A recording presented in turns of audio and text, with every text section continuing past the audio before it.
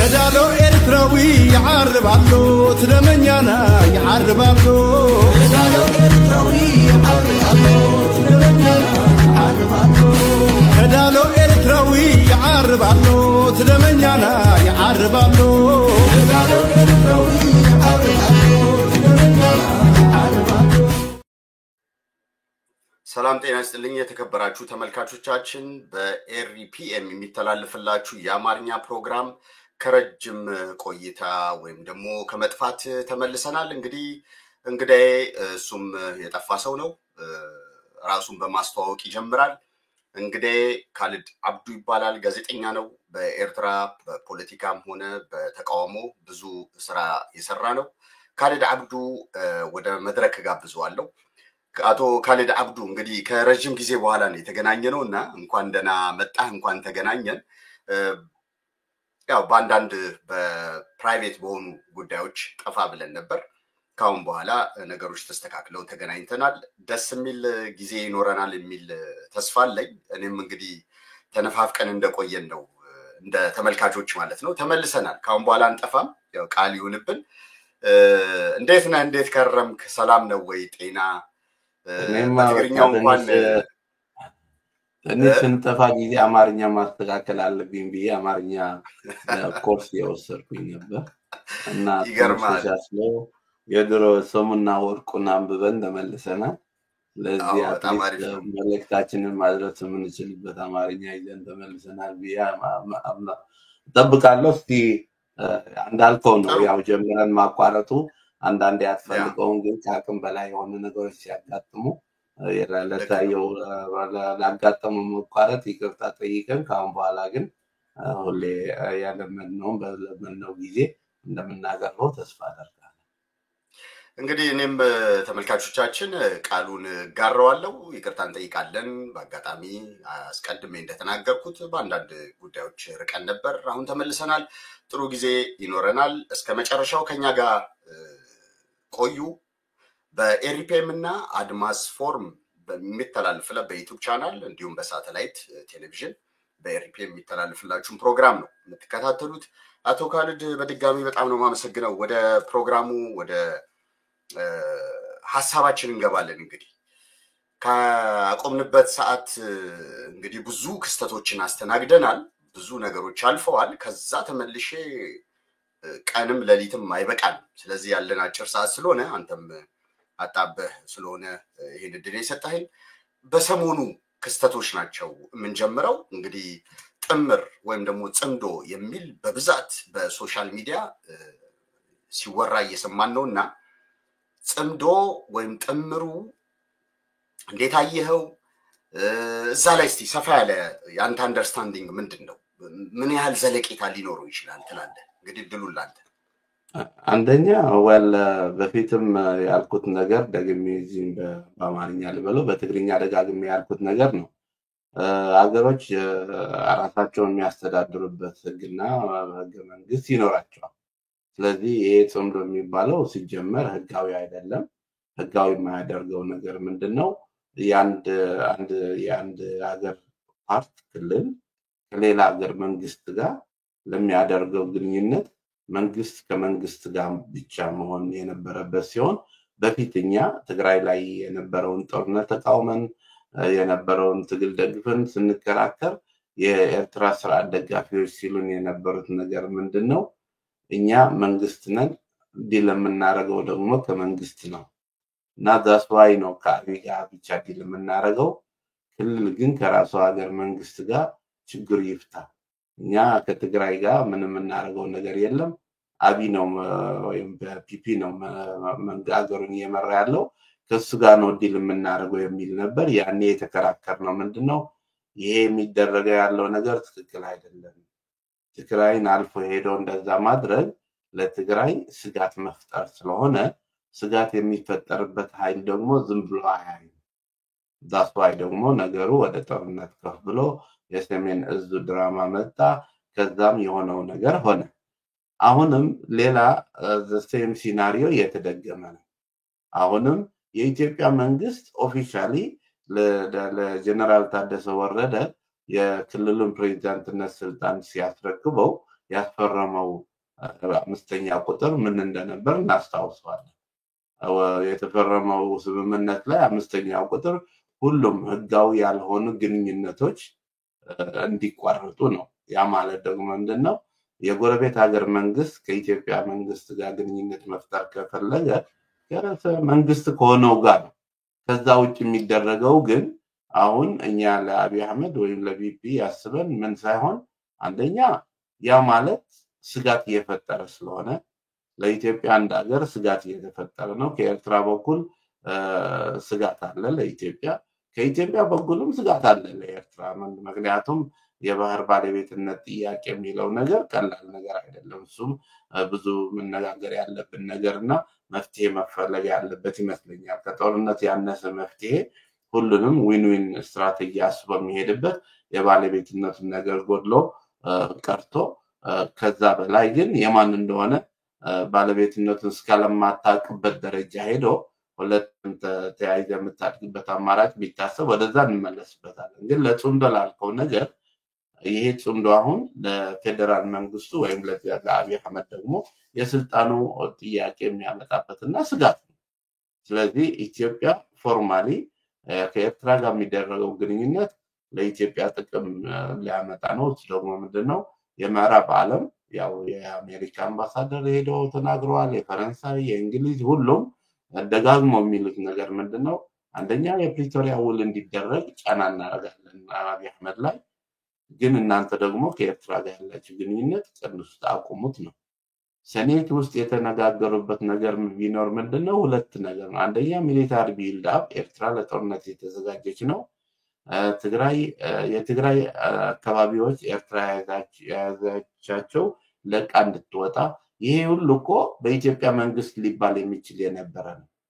ግን የትግራይ መሪዎችም እንደዛ ነው። ምክንያቱም ይሄ ጽምዶ ክሊርሊ የአብይ አህመድ በፕሪቶሪያው ስምምነት መሰረት ያለምንም ጫና ሊያተገብረው አይችልምና እኛ ፕሪቶሪያውን ብቻ ሳይሆን አብይ አህመድም ስጋት ስለሆነ ለወደፊት ለኛ እሱን ለማንሳት ያው አሊያንሱ ትግራይና ኤርትራ ብቻ ይመስለዋል እንጂ ሰው ኤርትራ ኦልሬዲ ፋኖን ኢጂ ላይ ያስገብቷቸዋል።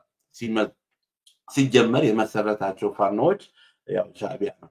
ስለዚህ ሻዕቢያ የፈጠራቸው ፋኖዎች እምቢ አይሉም። ፋኖዎች ለሁለት ሊከፈሉ ነው። አንደኛ ወደ ፒፒ የሚሄድ አካል ወደ እነ እስክንድር ነጋ ያሉበት ወደዛ ይሄዳል። ሁለተኛው ደግሞ ሁለተኛው የሚመራቸው ደግሞ እነሱ ወደ ኤርትራ በኩል ዘመነ ካሴ አንደኛው የዘመነ ካሴ እንትን ነው የጎጃሙ። ግን እዛ ከማለፋችን በፊት አቶ ካሊድ ምንድነው የትግራይ መንግስት የትግራይ ጊዜያዊ አስተዳደር ምናልባት ወደ ኤርትራ ጥምር የሚል እንቅስቃሴ ማድረጉ እንዳልከው አንተ ህጋዊ አይደለም። በህገ መንግስት በኢትዮጵያ ህገ መንግስት መሰረት ፌደራል መንግስት ከሌላ ሀገር ጋር ነው መገናኘት ያለበት እንጂ ክልሎች ከሌላ ባዕድ ሀገር ጋር የመገናኘት ሙሉ ስልጣን የላቸውም። ግን ጫና ለመፍጠር አይሆንም። የፕሪቶሪያን ስምምነት የፌዴራሉ እንግዲህ እዛ ላይ የታየውን ድክመት ማድረግ የነበረበትን ነገር እስካሁን ሳያደርግ አድቫንቴጁን የራሱን አድቫንቴጅ ወይም የስልጣኑን ለመጠበቅ የሄደበት ርቀት እሱ ብቻ ሳይሆን ከኤርትራ ጋር እንደ ጫና ነገር ፕሪቶሪያ ስምምነት እንዲደረግ እንደ ጫና የሚያደርጉት እንቅስቃሴን የሚል አንዳንድ ሰዎች ሐሳብ ይሰጣሉ። ጫና ሆኖ ብቻ የሚቀር ይመስላል ይሄ ጥምር ከኤርትራ ጋር ምንድነው አይዲያው ይገባኛል። ግን ጫና መፍጠሪያ ብቻ ሆኖ እንዲሄድ ሻዕቢያ ጥምር ውስጥ አይገባ። ሻዕቢያ የህልውና ሁኔታ ነው። አሁን ለሻዕቢያም የስልጣን መጠበቁና የአብይ አህመድ ችኩልነት፣ ስሜታዊነት ኢንተርቪው ገልጾታል። ስለዚህ ሁለቱም ወገኖች የተስማሙት ምዕራብ ትግራይ መመለስ፣ ጫና መፍጠር ብቻ ሳይሆን ከዛ ባለፈ መሀል ሀገር ያለውን ስልጣን ራሱ አብይ ጋር ከተተወ ስጋቱ ይቀጥላል። ስለዚህ ያ መቆም አለበት ወደሚለው ነው የሚሄደው። ግን ምንድነው የሚያደርጉት? ኦን ዘ ግራውንድ ሪያሊቲ ይፈጥራሉ። በዛ ብለህ ጦርነቱ ከፍተውና በአቅም እያዳከምከው ሄደ ጫና መሬት ላይ የሆነ ሪያሊቲ ፈጥረ ዌስቱን ዲፕሎማሲ ላይ ስራ ተሰርቶ አማራጭ የለም። አሁን እሱን አንስተነዋል። ኢትዮጵያ መምራት አይችልም። ስለዚህ ይሄ አማራጭ የምናቀርበው ተቀበሉን ነው። ካልሆነ ደግሞ ኢትዮጵያ የሚባል ሀገር እንደማይኖር ታደርግና ኢትዮጵያ የሰሜኑን ኃይል ወደ ሰሜን ሄዶ የራሱን አርቲክል 39 ብሎ ከኤርትራ ጋር ሊሄድበት የሚችል ሁኔታ ሊኖር ይችላል። ከዛም ባለፈ ትንሽ ጠለቅ ብለህ ገብተህ ማየት ከፈለክ ደግሞ ህወሓቶች አብይ አህመድ እኛ ላይ ያደረገው ድል ሻዕቢያን ተጠቅሞ ነው። እኛ ደግሞ እሱንን ተጠቅመን እሱን እናዳክም። ኢሳያስ ያለ ካልሆነ ይሄ እድል ዳግም አይመጣም። ስለዚህ ኢሳያስ ከአብይ አህመድ ስጋት አለው፣ እኛም ስጋት አለን። ስለዚህ አንድ ላይ ተጣምረን አብይ አህመድን ማሸነፍ እንችላለን። ምክንያቱም አንደኛ ያው እንደተባለው አሁን መንግስታችን ባህር ከፍቷል ብሎ አወል ሰዒድ የምስራች ነግሯቸዋል። የፈለጉትን በዛ ማስገባትና ማውጣት ይችላሉ ነው። እንደዛ እየተደረገ አሁን ቅርብ ጊዜ 2 ቀን በፊት ጌታቸው ረዳና ዶክተር አብርሃም ያደረጉት አዲስ አበባ ስብሰባ ካየው ያልነውን ነው። በቃ ማለት ህገወጥ ነው፣ ከህግ ውጭ ነው። ግን አንዳንዴ ምን ትላለህ መሰለህ ከሻዕቢያ ጋር ሆነ እንደዚህ አይደረግም ብሎ ትናንትና ሚኒስተር ኦፍ ዲፌንስ ሆኖ እሱ ከሻዕቢያ ጋር ሆኖ ነው ትግራይን ያዳከመው፣ ትግራይ ላይ የተፈጸመው ግፍ እንዲፈጸም ሚና የነበረው። ስለዚህ ስታየው ይሄደ ያለው ያልከውን ነገር ጫና መፍጠር ብቻ አይደለም። ሻዕቢያ ጫና መፍጠሪያ ብቻ ሆኖ መሳሪያ ሆኖ የሚሄድ ኃይል አይደለም። አሁን ጠለቅ ባለ ጊዜ ሄዷል። አሁን እኮ ወደ መጨረሻ አካባቢ ስለደረሰ ነው እንደዚህ ኦፊሻሊ እየወጣ ያለው እንጂ ረዘም ላለ ጊዜ ተስማምተው ሚሊታሪ ቤዝ አድርገው የስልጠና የጋራ አድርገው እዛ ወስደው የሚያሰለጥኗቸው ከረጅም ጊዜ ሲሰሩበት የቆየ ነገር ነው። ስለዚህ አሁን በቃ ደህና ተዘጋጅተናል ብለው ባሉበት ጊዜ ቃናቸውም እየተቀየረ ነው። ግን ትልቅ ችግር ይፈጠራል እዛ ላይ። አሁንም ጌታቸው ረዳ ያው እንዳየው ቮድካቸው ብለው እንዲወጣ ጀነራል ታደሰን ዊስካቸው ሊጀምሩለት ነው። ምክንያቱም አሁንም እሱንም እየተቀበሉት አይደል። ምክንያቱም ጀነራል ታደሰ ወረደ እየሞከረ ያለው ምንድነው ምዕራብ ዓለሙን አሜሪካ ኤምባሲ ጠርተው ፈረንሳይ ጠርተው ሁሉም እዛ ያናገሩት ምንድነው ፕሪቶሪያ ውል በጫና እናስተገብረዋል ይተገበራል። ስለዚህ ጦርነቱ ከኤርትራ ጋር ያለው ግንኙነት ሲባል ኢን ሪያሊቲ አሁን ታደሰ ወረደ ነጋሶ ጊዳዳ ወይም ደግሞ ሌላ የነበሩት መሪዎች ፕሬዝዳንቶች የኢትዮጵያ አርጋያቸው እነዛ የህወሓት መሪዎች ታደሰ ወረደን እንደ ህወሓት ፓርቲ አባል እንደምን አይደለም እንደዛ አያምኑትም። ስለዚህ ሲፈልጉ በእነሱ አክቲቪስቶች የሱን ማጥመኑት ከጌታቸው አይለይም ያስብሉበት ነገር አለ። እንደዛ ሲባል ራሱ መግለጫ የሚያወጡበት ሁኔታ የለም ብለው አሁን ምንድነው ተመልሰው በፊት የተደረገው ስህተት ቢየምለው ምን ነበር? አንደኛ ጌታቸው ረዳ ማርጂናላይዝ ያደረጉት እንደዛ በማንነቱ ሲመጡበት ለምዕራቡ ዓለም ተገዢ ሆኖ ፕሪቶሪያ ውል በእነሱ በኩል ማስፈጸም ይቻላል ብሎ እየሄደበት የነበረው ነገር ለፒፒ እንደ ከዳቸው የፒፒ መሳሪያ እንደሆነ አድርገው ሲያዩት የነበረው አንደኛ ድካማቸው ምክንያት ነው። አሁንም ጌታ ጀነራል ታደሰ ወረደንም እንደዛ ሊሄድ። ስለዚህ ያልከውን ነገር ባጭሩ ለመመለስ ጫና መፍጠር አይደለም። ከጫና ባለፈ ሙሉ ጦርነቱ ወደ ሙሉ ኢትዮጵያ ሄዶ ኢትዮጵያ እንደ ሀገር የማይቀጥልበት ሁኔታ ከተፈጠረ ወይሰየው ትግራይ ሀገር ሆኖ ከኤርትራ ጋር ያለው ግንኙነት ሐሳብ አለ። ካልሆነ መሀል ሀገር ሄዶ ስልጣን ቀይሮ ያንን ምዕራብ ዓለም ከፈቀደ ነው። እንደ አድማስ ፎረም በተደጋጋሚ ያልነው ምንድነው ወሳኙ መጨረሻ ላይ ዲፕሎማሲና ምዕራቡ ስለሆነ ልጆች አገር ዜጎችን ሳትፈጅ አገርን ሳታፈራረስ ገና ለገና ከየት እስከ የት ነው የሚፈቀደው? ኢሳያስ ፈቃድ የለው። ኢሳያስ ግባ ባሉት የሚገባል በጠሩት ይሄዳል። አሁንም የኤርትራ ሰራዊት ይዞ መጥቶ ትግራይ ገብቶ ኢትዮጵያ ድረስ ገብቶ ሊዋጋ ይችላል። መጨረሻ ላይ አቆም ካለ ደግሞ አንድ ተኮሊክና ሚል ኢንተርቪው ሰጥቶ ቁጭ የሚልበት ሁኔታ ነው። ትግራይ ውስጥ ገብተን ባደረገው ነገር አንቆጭም እኮ ያለ ነው ጥምር ላይ የሚገባ ያለው። ስለዚህ ስታስበው ይሄ አካሄዱ እንዳለ ስህተት ነው ያለው። ሁሉም ስህተት ነው ያለው። አብይ አህመድም ስህተት አለ፣ ትልቅ ስህተት። የአንድ ሀገር ባህር የኛ እናረጋዋለን ብሎ ማለት ከጦርነት ማወጅ ያነሰ አይደለም። ከዛም በኩል ያለው ግንኙነት ስጋት ነው፣ የጦርነት አዋጅ ነው።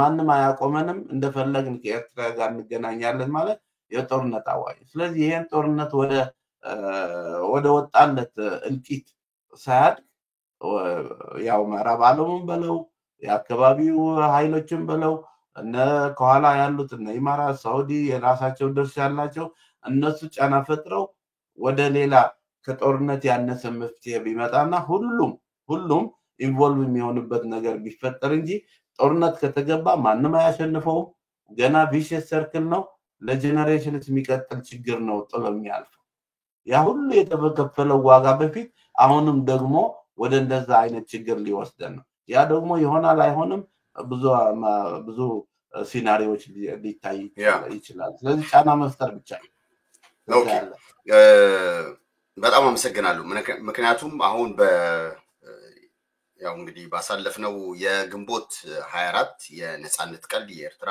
ነጻነት ቀን ተከብሮ ውሏል እንግዲህ የተለያዩ አይነት ስሜቶች ነበሩ ነጻነት ከዚህ በፊት የነበረው በደርግ ጊዜ የህዝባችን አኗኗር ሂደትና አሁን የተቀየረ ነገር የለም አዲስ ንጉስ እንጂ ለውጥ መቼ መጣ የሚያስብል አይነት አካሄድ ነው ያየነው ማለት ነው የተለያዩ አስተያየቶች ነበሩ ግን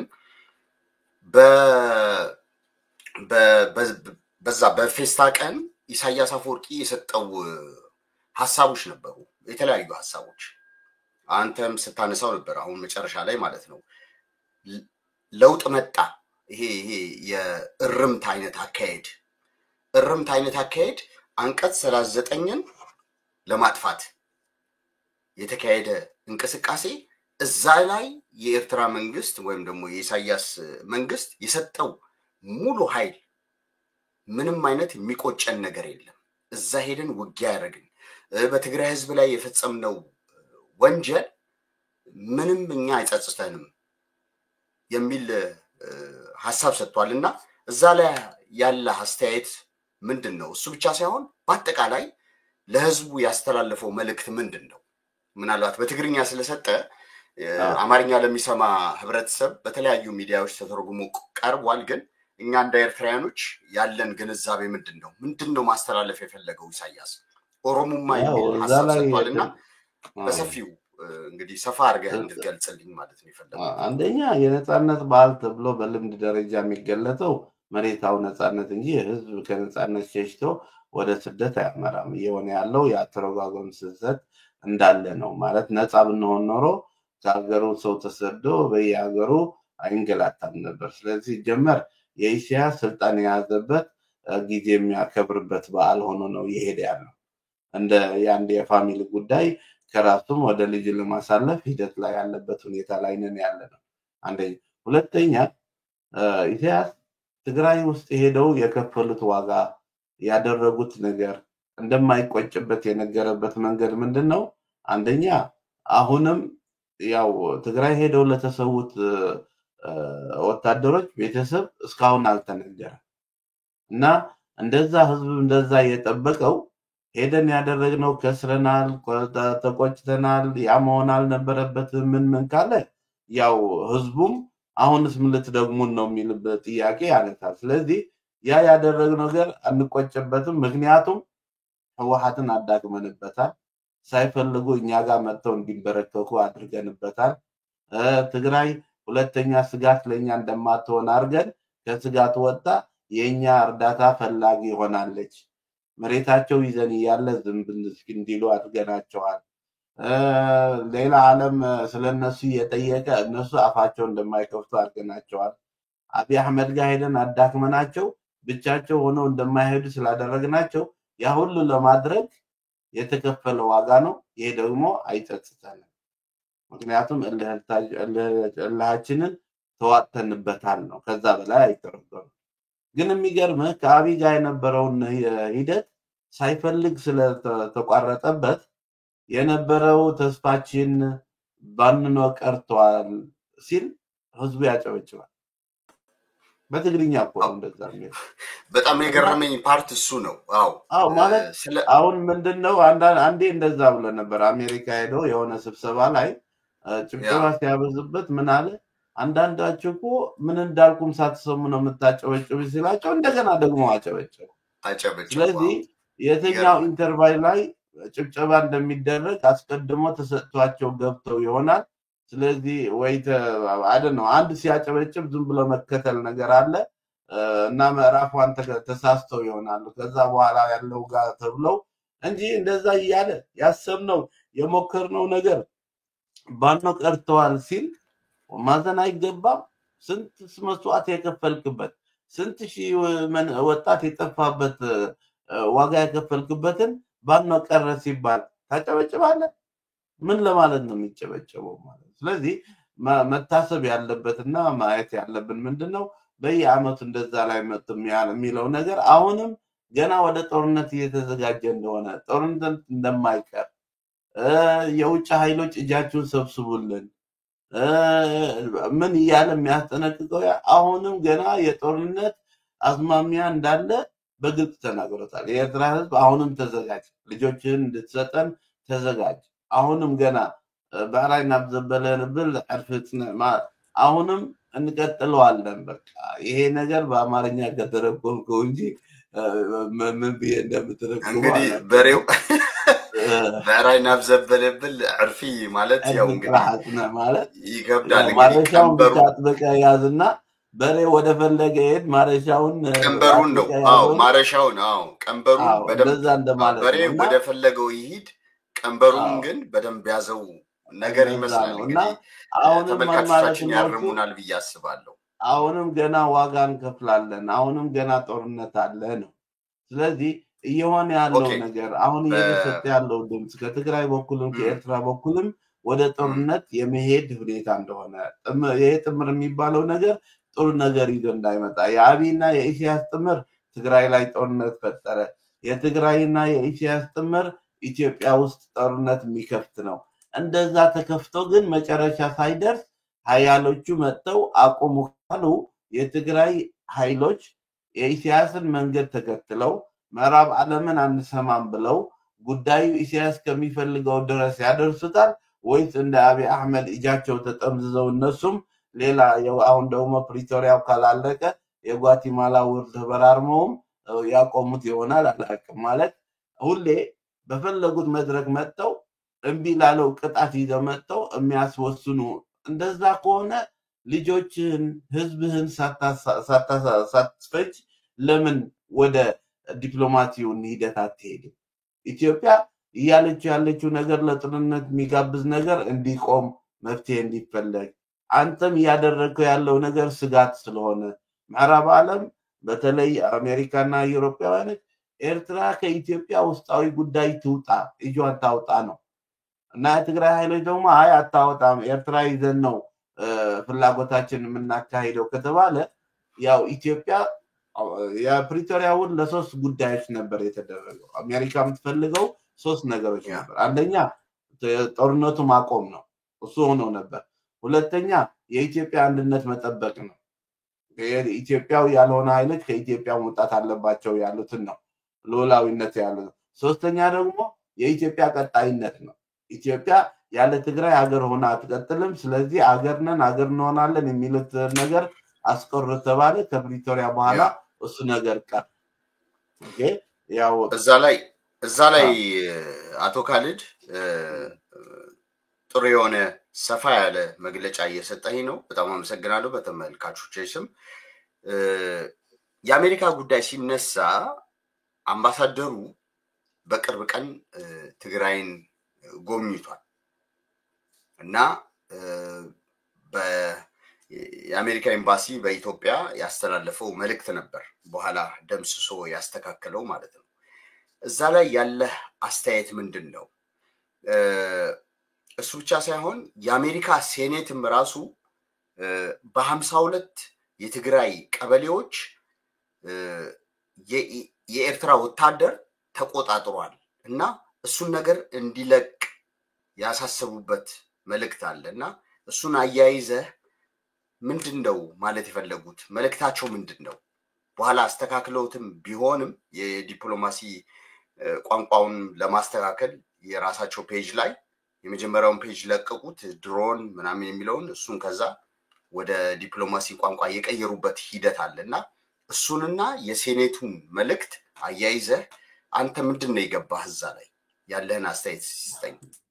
አንደኛ የአሜሪካ መንግስት ምን ያህል ስለ ኢትዮጵያ ውስጣዊ ጉዳይ ስለ አካባቢ ጉዳይ እውቀት እንዳለውና ምን ያህል እስከ ደቀቀ ድረስ መረጃ እንዳላቸው የሚያመላክት ነው። ምንድነው አንደኛ የኢትዮጵያ መንግስት የራሱን ህዝብ በድሮን መጨፍጨፍ ማቆም አለበት ማለት እያደረገው እንደሆነና ያ ነገር መረጃም እንዳላቸው ተናግረው ሲያበቃ ከኢትዮጵያ መንግስት ጋር ትንሽ ጫና ተፈጥሮ ይሆናል። ይሄን ነገር ለምን ይሄን ያህል ለምን አይቱማሽ ይሄን ያህል ሄዳችሁ እኛ በራሳችን ህዝብ ላይ እንደዛ መናረግ ማለት ህዝባችን በእኛ ላይ እንዲነሳ እንዲያምጽ እስከሚያደርስ የሚሄድ ነው። ስለዚህ ቱማች ተብሎ እሱን ሲያስተካክሉ የፋኖ ኃይሎችም እሱን ተከትለው መግለጫ አውጥተው ነበር። ታዲያ እኮ እውነት እኮ ነው። እውነት ያልሆነ ነገር መቻላችሁ ይሄ ነገር እውነት ስለሆነ መቀየርም አያስፈልግም ነበር የሚባለው ነው። አንደኛ ሁለተኛው ሴኔት ክርክር ሲያደርግ የት አካባቢ የኤርትራ ሰራዊት እንዳለ ሚሊታሪ ቢልድ የት አካባቢ እየተደረገ እንዳለ መረጃ ደርሷቸው ጥናቱ ደርሷቸው ከነ ቪዲዮ ፊልሙ ደርሷቸው የሚሉት የሚናገሩበት ነው።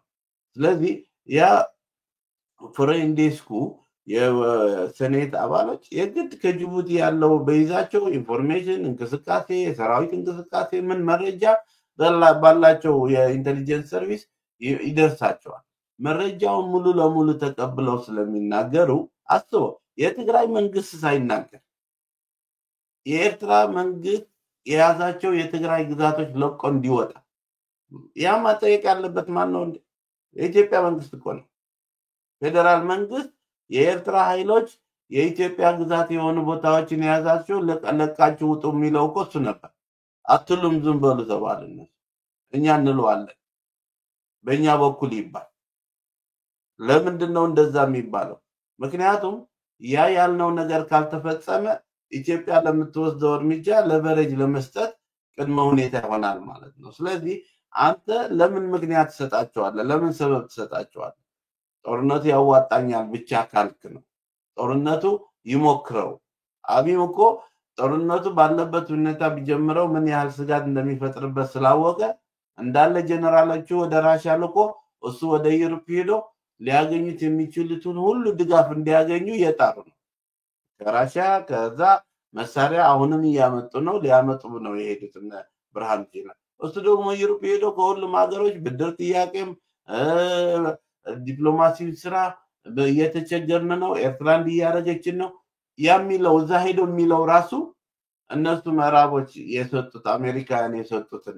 ምክንያቱም የእሱን ስራ እኛ እናረግልሃለን፣ የኤርትራ ኃይሎች የትግራይ ኃይሎች ከኤርትራ ጋር ያላቸው ግንኙነት እንዲያቋርጡ እናረጋለን፣ አንተ ደግሞ የምዕራብን ትግራይ ስደተኞችን ወደ ቤታቸው የሚመለሱበት መንገድ ፈልግ፣ እዛ ላይ ስራ አሳይመንት አለ፣ አንተ እነሱም አሳይመንት አላቸው፣ በዛ መንገድ ይኬድ ነገር ነው አካሄድ። ስለዚህ ያልከው ነገር አንደኛ የአሜሪካን መንግስት በቅርበት እየተከታተለው እንደሆነና ምን እየሆነ እንደሆነ እንደሚያውቁ፣ ሁለተኛ ትልቁ ዲፕሎማሲያዊ ኪሳራ ምንድነው?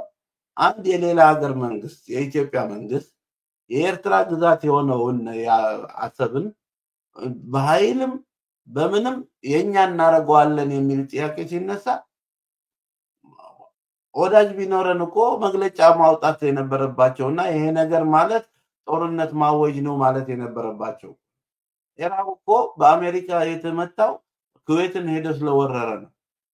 እና ገና ለገና ሄደን ወረን በኃይልም በምንም እንይዘዋለን ሲባል ይሄ ነገር አያስኬድም ማለት ነበረበት እኮ ወዳጅ ቢኖር ወይም ደግሞ ዲፕሎማሲው ላይ ድጋፍ ቢኖር። ስለዚህ ይሄን ኤርትራ ያለው ስርዓት ዲፕሎማሲውን ሙሉ ለሙሉ ስለከሰረው የራሽያና የዩክሬን ሁኔታ ላይ ለዩክሬን ወረራ ራሽያን ደግፎ መሄዱ የሚያስከፍለው ዋጋ ዞሮ ዞሮ ግን የኤርትራ ህዝብ ነገ ጧት ተመልሶ ትልቅ ዋጋ የሚከፍልበት ችግር ፈጥሮብን ሊሄድ ነው። አሁን አስበው ይሄን ጦርነት ጥምር ብለው ምን ብለው ተጀምሮ መሃል ላይ ቢቋረጥ ምን ያህል ዋጋ ተከፍሎ ፍላጎታቸው ሁሉም ሳያሟሉ አቋርጥ ቢባሉ ምን ሊባል ነው ማለት እስከ መጨረሻ ማትሄድበትን ጉዞ ለምን ትጀምረዋለህ? በደም እየከፈልክ መስዋዕት እየከፈልክ። ስለዚህ ሁኔታውን ሳየው ትንሽ ስጋት የሚፈጥርብህ አሜሪካኖቹ በዛም ብለዋል። እዛ ላይ ሪፖርት ላይ ከሰማኸው እየሆነ ያለው ነገር ከትልቁ እስከ ትንሹ እየተከታተልነው ነው ብለዋል። ምን ማለት ነው? የመጀመሪያው አደጋ ጦርነቱ አደጋ ሲመጣ የነሱ ጫናም ይበዛል። ያኔ አፐር ሃንድ ያለው ጥምሩ ነው ያቆሙታል። እምቢ ካለ ለዛኛው ኃይል እርዳታ ሰጥተው ነገሩ እንዲቀየር ሚዛኑ እንዲቀየር ያደርጋሉ። እኩል ከዚህ ጋር የሚሄደው ምንድነው? ዲፕሎማቶች ጋር ከምዕራብ ዓለም ከስለላ ድርጅቶች ጋር ግንኙነት ተፈጥሮ በቃ ሂዱበት በዚህ ሁኔታ ላይና ሜዳ ላይ በጦርነቱ ካሸነፋችሁት ኢትዮጵያን በእንደዚህ መልክ ይሄዳል ብለው አስበው ተመካክረው ነው እንዳትል የኤርትራ ኃይል ጋር የቀረበ ሁሉ እርግማን ይዞ የሚመጣ ነው። የኤርትራ መንግስት በዲፕሎማሲው ዓለም ማንም አካል ከሱ ጋር እንዳይቀርብ የሚባልበት ነው። ሱዳን ላይ ያለው ድርሻ፣ ኢትዮጵያ ላይ ያለው ድርሻ፣ እዛ አካባቢ ላይ ያለው ድርሻ ምን እንደሆነ ስለሚያውቁት ሁሉም ከኤርትራ መንግስት ጋር አላይድ ሆነ የሚሄደው መጨረሻው ተገዶም ሳይፈልግም እንዲያቆመው ነው የሚደረገው። የዚህ አብነት አብይ አህመድ ነው።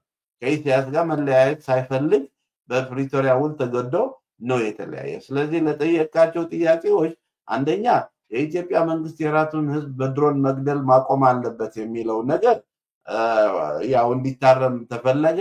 እንደዛም ሆኖ ግን የፋኖ ኃይሎችም ማለት የአማራ ኃይሎችም ሁሉም ይሄ ነገር ትክክል አይደለም፣ በተግባር የተፈጸመ ለምን ይሻባል ለምን ይቀየራል ያለበት ነው።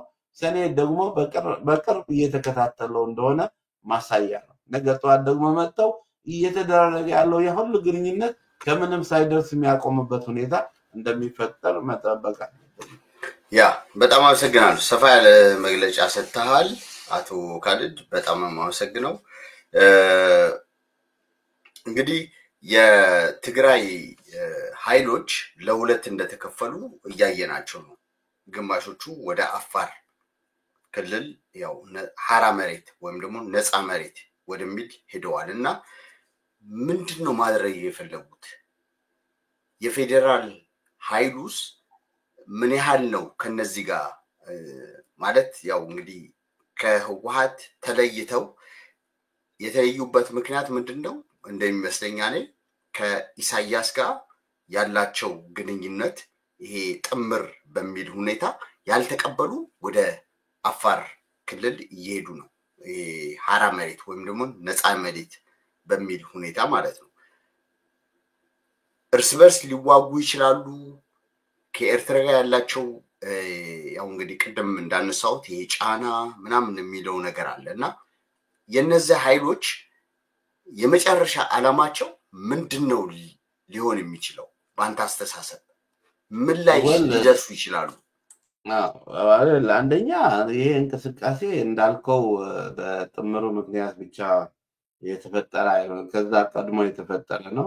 ትግራይ ላይ ያለው አመራርና ህወሓት ድርጅታችን እናድን የስልጣን ሽኩቻ 50+ ምናምን የሚለው ነገር ሲመጣ ጊዜ እኛ ዋጋ ያከፈልነው የህወሓት አባሎች ሆነን አይደለም፣ ቲዲኤፍ ሆነን ነው ዋጋ ያከፈልነው።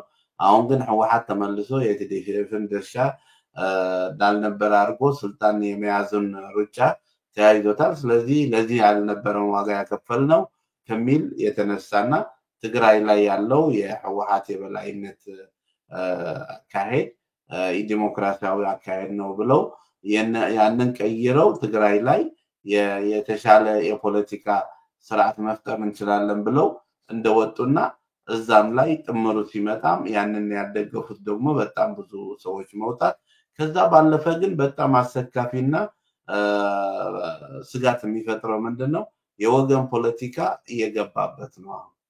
ምክንያቱም ይሄ ጥምር የሚፈጥረው ኃይል ከተወሰኑ አካባቢዎች ወደ ኤርትራ ቅርበት ካላቸው አካባቢዎች መሆንና ሌሎቹ ደግሞ ከዛ ከኤርትራ ጋር ያለው ግንኙነት በኔጌቲቭ የሚያዩት ቅርበታቸው ወደ ፌደራል መንግስት ጋር ሄዶ በቃ ማለት ይሄ ኃይል እኛን ከቶ ከኤርትራ ጋር ሄደዋል። ደጋግሜ ያቀረብኩት በራሴ ፕሮግራም የነበረው ምንድነው ህወሓት ድርጅታችን እናድን ብሎ የጀመረው ጉዞ የትግራይ ህዝብ አንድነትን ፈተና ውስጥ ያስገባ ሆኗል። የትግራይ ህዝብ በአንድ ላይ አንድነቱን አጠንክሮ ያ ሁሉ ከባድ ጦርነት ያለፈው ህዝቡ በአንድ ጊዜ በአንድ ስሜት ለአንድ ዓላማ ስለተነሳ ነው።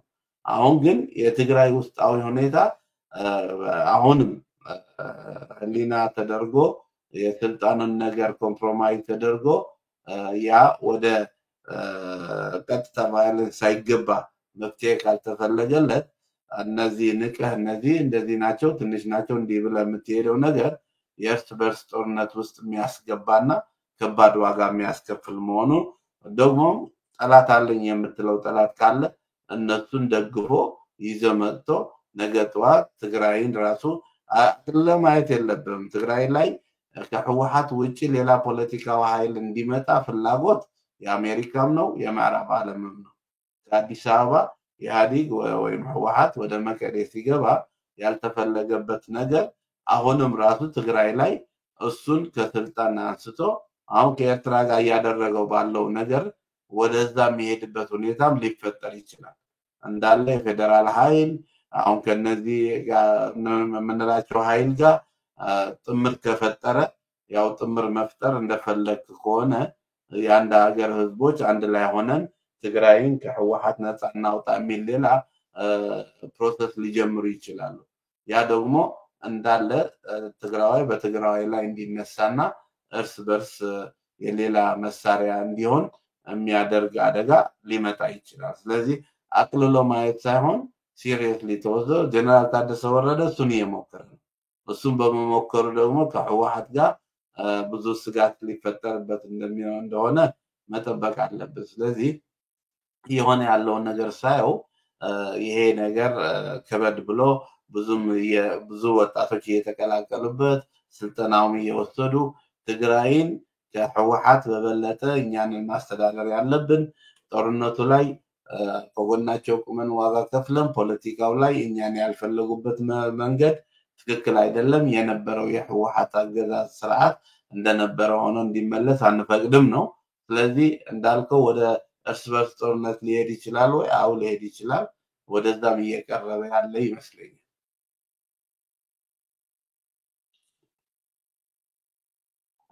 ምናልባት አንድ ሌላ ሰው ያላየውና ትልቅ አደጋ መስሎ የሚሰማኝ ደግሞ ምንድነው ወጣቶቹ ከቲዲኤፍ ጋር የነበሩ አብሯቸው ያሉት ደግሞ ወጣቶቹ ብቻ ሳይሆን ጀነራሎችም መሪዎችም ጭምር አብሯቸው እንዳሉና አፍሪካን ኢንተሊጀንስ እንዳወጣው ሪፖርት ወዳን ጥሩ ብሎ አንድ ጀነራል ሜንሽን አድርጎታል። ሌሎችም አዲስ አበባ የነበሩ ጀነራሎችም እንደተቀላቀሉበትና ሌላም ፖለቲካውያኖችም እየተቀላቀሉበት እንደሆነ አዲስ ፖለቲካው ድርጅትም መስርቷል። የሱ ሚሊታሪ ክንፍ እንዳለው እየተናገሩ ነውና ሚሊታሪ ክንፉ እሱ አይደለም ደግሞ ከጊዜ በኋላ የሚታየው ነው። በጣም አመሰግናለሁ አቶ ካሊድ። ብዙ ጥያቄዎችን አዘጋጅቻለሁ ግን ከጊዜ አንፃር ስናየው የሚበቃን አይመስለኝም። ስለዚህ በሚቀጥለው ሳምንት የቀረንን በደንብ ማስተላለፍ እንዳለብኝ ገምታለሁ። እስካሁን ለነበረኝ ቆይታ ከልብ አመሰግናለሁ። በሚቀጥለው ሳምንት የቀረንን ፕሮግራም በደንብ ተንትነን መውጫንም ራሱ ችግሮችም መፍትሄዎቹንም የምናቀርብበት ፕሮግራም ሊሆን እንደሚችል ተስፋ አደርጋለሁ። ለነበረን ቆይታ በጣም አመሰግናለሁ። የተከበራችሁ ተመልካቾቻችን እስካሁን ለነበረን ቆይታ እስካሁን ከኛ ጋር ስለቆያችሁ በጣም እናመሰግናለን። በሚቀጥለው ሳምንት በተመሳሳይ ፕሮግራም ጠብቁን። እስከዚያው ቸርን ሰንብት። كدالو إرتراوي يعرب عبدو تلمنيانا يعرب عبدو كدالو إرتراوي